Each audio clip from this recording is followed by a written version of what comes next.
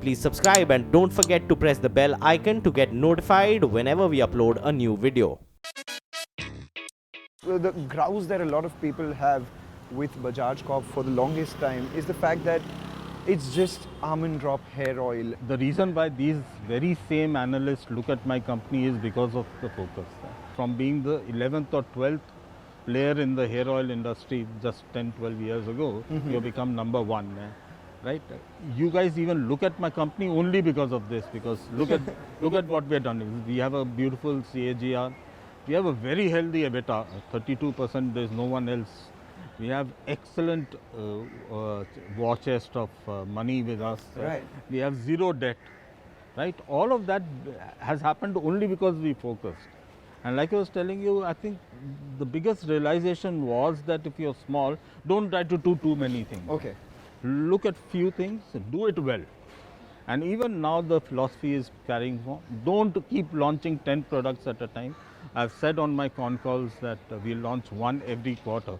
And the reason is that you launch, you do well there and then move on. You have a distribution chain of almost 4 million touch points. Yeah. Do you think you're doing justice to that strong a distribution chain when it is just one product? Remember, we are in an industry which is called fast-moving consumer goods company. Right. And not fast-moving distribution goods company. So But distribution is important. Is important, but the consumer is the primary importance. Okay. So until you can capture the imagination of the consumer, give him something he wants, distribution doesn't make anything. Is your moat in your business impregnable? It is difficult. I won't become arrogant and say it's impregnable. People have tried, people are trying, people will continue to try. But I think we have built that moat, and one thing that we normally don't short circuit is that the amount of spend on almond drops. We have been among the highest spenders on TV for hair oil industries for the last 6 years. And any new guy who needs to sort of hurt us or dent our market share, Right. will have to cross that. In that case, what exactly stops you from increasing the proportion of almond oil in your drop? We have. We don't shout about it. Okay. But from the time I came in and now, it's close to 3 times the amount of almond oil that was there at that point of time. Earlier you spoke about the CAGR. I'll give you a statistics. Over the last 4 years, your revenues haven't grown. The CAGR practically has been nil. But the one thing beneath the surface that I saw was your employee expenditure. That's an 18% CAGR out there. What explains that? Are you planning to arm yourself for the next leg of growth? I think you have put words in my mouth. It's basically preparation for the future. For the current kind of a turnover or complexity of the business, we have more than enough people. But if you really want to take it into the next level, and I just talked about moving from a focus to diversification. So we aren't yet diversified, but to be diversified, you need this bandwidth. I call it the managerial band. I think we are still 1 or 2 years away from that when we can really go full hog. You had a couple of trials in the past. One was Kailash Parbat, which was an inorganic, rather organic move towards diversification. The second one was the acquisition of Nomarks, which was an inorganic move towards diversification. Both of them perhaps did not see that early success. What would you say of that? See, I think success can be measured in profitability, in numbers. It can also be measured in the direction it gives to your company. And if I do that, I think both of them were successful. In what Kailash sense? Parbat actually taught us that if you don't have the bandwidth, you can't do anything. And then Nomarks was the real big one for us because it's taught us a lot of things. And one of the biggest things that it's taught us is you need a lot of help from your support function. You can have a beautiful distribution system, beautiful sales system, beautiful marketing. But if the rest of the organization is not behind it, you can't. And that's when we started adding numbers in support functions. Even though the street looks at it in terms of not being successes, I look at it being huge successes. So you spoke about Nomarks, and you recently relaunched Nomarks, and it has done well, seen some traction. But that is something that we see with brand relaunches, when the ASMs also try to push the product into this distribution. How has the offtake been, and what are the prospects for Nomarks? How long before you see this be a significant chunk of your company? See, I think there are three parts. One is, has the launch seen some success? I think it's very early. It was done in mid-June. It's hardly been a month and a half. So Right. offtakes are something that you're not there. But the market has really received it well.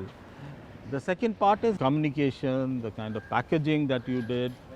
For example, packaging, for the first time we actually went outside India to get help on designing. Have you measured the repeat purchase so far? At this moment, the repeat purchase is fairly low. For example, it's close to only 10 odd %. But it's still too early because advertising started 2 weeks ago, and advertising will really cause that. I'm not too worried about that kind of a thing. In terms of the scope, it's today around 350, 375 crore category, the anti-blemish cream category. So even if you take half, it will be around 100 odd. So it won't turn the needle on the overall company, because out of 1,000, if 100 comes, it's not that big. But what it will do is, it will help us look at a way of launching successfully brands. It will give us the confidence to speed up this whole side of launching. We'll take a short break and turn it around. Let's continue our chat. In fact, earlier when we were talking about your diversification into Nomarks, the opportunity that Nomarks has. Currently, 94% of your revenues comes from ADHO. Going forward, you have a vision 2020. What is your revenue mix likely to be? See, we'd like to bring this 95 down to at least 75. But that was something that you had wanted to do much earlier as well, yes, right? The speed at which Nomarks happened was not fast enough, the turnaround, because if we had said that, if we had done Nomarks well, we could have had another acquisition and larger number of launches by then. I think we are late by around 2 years, but we'll catch up as we go. Okay, you have 475 crores of cash and investments on your books. Any acquisitions? We are looking at it. The size would be? See, one thing we have always told the street is that we are shy of taking too much debt, and therefore, at best, cash and debt should be 1:1. Okay. So the size of the acquisition would 1,000 crores. would be at best 1,000. Are you looking at something right now? Yes, we are. Which segment? Next, you'll ask me the brand. But No. Yeah, personal cases. Personal care. The one thing I noticed was that you guys are doing hair oils. You are now going into personal care, skin care as well. Wash is missing from your portfolio. Are you interested in that? Wash as in Hair wash. Hair wash, we have studied, we have products on the pipeline, but it's a very difficult industry and very much more competitive than the other parts of it. If at all comes, it will come later, not yet. So one company that I see a lot of similarities would perhaps be Marico at a certain stage. Marico then moved to the whole new separate sort of verticals. They had value-added products as well. Now they're doing a lot of youth-focused things. How do you transition yourself from moving away from a hair oil company to be a much more diversified company? Basically, there's a lot of similarity between the path followed by the Indian companies like Marico, Dabur, and now Umami, and what we are trying to do. So, you cannot depend on one source of growth. It has to be across. One sort of cut is the product portfolio. So you keep launching new brands in different portfolios. You also acquire brands in adjacent portfolios. So one source of growth is products. The second growth of products is actually the place or go-to market. We were earlier on a very urban-driven company. Now we are moving much faster in. What's your mix, urban-rural? The mix is approximately 40% rural and 60% urban. It used to be 90% urban by that time, and it was much smaller. And the third is geography outside India. And the big part of growth is also going to be international business. I was looking at your Indian geography mix. South India, there you have just 3% of your sales coming in from. Yeah. How are you planning to crack that market, or are you looking at that market? We have been looking at, because it's very enticing. And Yeah. you see 20% of the hair oil industry in the south, and you're just 4% of it. The whole issue in south is that you have to be coconut based, because changing the thought process of a consumer from coconut not being good or not being good enough to something else being good is damn difficult. And So you have the Coco Jasmine project that is underway right now in Maharashtra. What is the opportunity there? Plan to take it to South when? Coco Jasmine is not the product for the South, and the product we are talking about or researching about for the South is totally different, because the requirement in the South is more on nutrition, less on perfume and the cosmetic elements. And since the stakes are much higher there, we are spending much more time and energy on sort of looking at that product, testing that product out before we bring in. But you will see something coming out. Would you see that your company is a little less agile than the other, perhaps? Agile is not the thing. I think risk taking is the word you're trying to talk about. Yes, we are. Because one thing we realize that we are much smaller than the others. A lot of people compare us to them now. Okay. And they're 8 times and 12 times our size. So the risk taking abilities are different. Because always at the back of the mind, there's this that you can't blow it all up. The category itself, hair oils, what is the rate at which that is growing, and do you see it being relevant for the foreseeable future? Everybody believes that I have stopped using hair oil, so it's not going to be there. Look at facts. Look at facts that this category is 92% penetrated. That means 92% of Indians use hair oil. Exactly. Right? And if somebody were to tell me that in the next 5 years 92% would stop using hair oil, I'd say you don't know the Indian market. So it's not going to disappear. What's going to happen? I think what's going to happen in the hair oil category is that value addition will be the key. So you have a pure coconut, you'll see, if you've been tracking coconut, you'll see that it's actually going down. The reason is more and more consumers are looking at a value add. And that's what happens in all FMCG. Again, that's an albatross, right? The fact that it is 92% penetrated, what will take that industry to grow double digits from here, given it's penetrated already? Secondly, value addition. I don't see any value addition come in your core ADHO product over the last many years. 28% users actually use unbranded hair oil. Okay. If you take that out and if you say around 70% of Indians use branded hair oil, Okay. then The you've headroom got a is lot, right? The second thing is, where is the value addition? Now remember, value addition doesn't happen every year in FMCG. Right. It takes decades.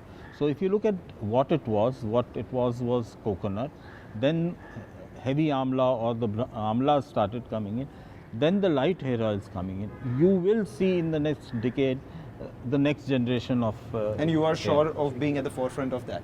We are working towards it, and one big initiative that we have taken recently is the innovation center that we How have. much money do you plan to put into that innovation center As a every year? percentage of our total income, not much, because it doesn't need that much. I think it's more in terms of attention. Been going through your annual reports, a lot of presentations, you've tweaked around a lot of the processes, upgraded your distribution, improved technology and the people. Let's talk about the people. Mr. Sandeep Verma joins you from Hindustan Unilever, second in command. What's the plan for him? So he's slated to take over my position. At this moment, when he joined, he focused on marketing, sales. When he gets a kind of comfort with handling those kind of functions, he will definitely take over from How me. were your thought processes different from him? The idea for the company different? Very different. I think one reason why we took him was freshness of idea. Okay. I have my own set of doing it. I still have that overhang of it was 68 crores. I shouldn't do anything that will bring it back to 68. He doesn't come with all those overhangs. And it's a nice position to be in, because then you're forward looking and not only looking over your shoulder all the time. So you're reasonably confident of the company moving in the similar scale going forward? I'm confident it will move faster. I didn't bring him to keep it at this pace. Incremental revenue from new products would be? That would be a part of the 25% dilution that I'm trying to talk about on Almond Drops. And the 25% would come by when? 75% from Almond Drops? Our aim is 2020, 2020, that's 18 months from including now. acquisition. Including acquisition. So that means the acquisition is in this fiscal itself. I don't know. Okay, what categories are you looking at in personal care? Is it soap? Is it? What we are looking at is a product that can easily go through a distribution system. One. Second, we are looking at products with larger gross margins, because we truly believe that even if you have a product that the consumer likes, communication is very important. Right. And if you don't have margins, you can't communicate. So second thing is that. And the third is, even if it's a regional product that I can take national, it makes a lot of sense to me. Right? So those are the parameters we are looking at it. And I'm sorry I can't tell you what, No, what that's or where, absolutely but fine. until you really sign the dotted line, And you are going to sign it this year, right? That is something that you can tell I me. can't even talk about. Okay. Your current market cap is 6,000 crores. Roughly 6 times sales is what you're trading at. Is that the kind of value you are looking to pay for your acquisition as well? I don't think it's going to drop below that. If you're lucky, you'll get it at between 4-5 times, but not below that. Okay, no, because that gives me an answer to back calculate. You earlier said you have a war chest of 1,000 crore for acquisition, paying closer to 6 times for that means at least the revenue of the new acquisition would be anywhere close to 150 to 180 crores. And that will be 15% of your total income. All right, fair point. It sounds good. So now you look at the numbers, you will see. If I'm saying 25 is the drop, and 15 will come from acquisition, you know how much will come from you. I have my answer. We'll take a short break, come back, we continue our conversation in the cabin of Mr. Sumit Malhotra. All right, we're back up in Sumit's cabin and he's showing us something very special, this wall. Remember we spoke about how he's increased his employee bench strength to lead to the future of the company. Let's take a look at the past. This wall, so many pictures, a lot of memories? Yeah, a lot of memories, and the reason why it's here is manifold, but I think the premier reason is basically to keep reminding me of where we were and where we are. Few months before I joined, this was a conference in Mount Abu, and that's the bench strength. So these are pictures from all your offsites? Offsites, basically. And this is the last one in which we went in April of this year. And the first thing that would probably surprise you is the number of people. Yeah. And from a handful of around 20 or yeah, we can see that in your employee expenses as well. Precisely, and this is a visible proof of what's been happening. Right. The second thing that you'll notice is that you have a lot of people there. Actually, we have all the ASMs and the regional managers and the marketing team who have all done their numbers, and therefore it's linked to performance. Okay, so this offsite is only for star performers? Star performance, yeah. And so that means increasing in number also means increasing in star performances? All right. That's one indication. And it became such a big event for him because all of them had rarely been outside India. Right. And within their sphere of influence, them going outside, and the first one was Malaysia. We don't have a photo of it, but we clicked a photo outside the Petronas, and it was a real big thing for them. The third thing that you'd probably notice is you have normally these in April. Yep, so that's I was noticing. Some are in April, some are in November, some are in October. So basically the October, November ones are the half-yearly conferences, which we only do if you have had a very great year.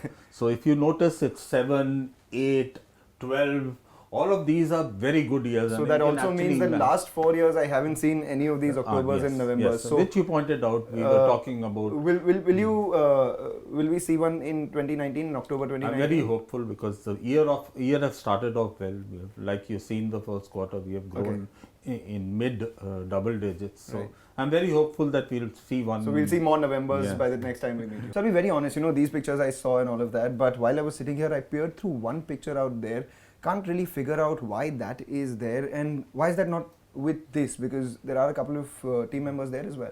Actually, if you look around my room, you'll see a lot of pictures and photographs, and they have been put for a certain reason for me. This is my room, and actually that photograph that you see is constantly there to remind me of my failure. Which was? We used to have two divisions. One was the medical division and one was the consumer division. Right. When I came in, most of my energies were focused on the consumer division, and I could not, maybe I did not focus enough on the medical division. You plan to do that in the near future? We shut it off. Oh, okay. So that division no longer exists in this company, and that keeps on reminding me that before you do something, focus properly. Otherwise, it's going to happen like it happened here. So that reminds me of my failures. This reminds me of my journey. The one behind you reminds me of the key people I have in my company. And of course, behind me you see Sai Baba, which reminds me of my backing. All right, very interesting. Thanks a lot for joining in Okay, and thank giving you. us all that Thank you. perspective.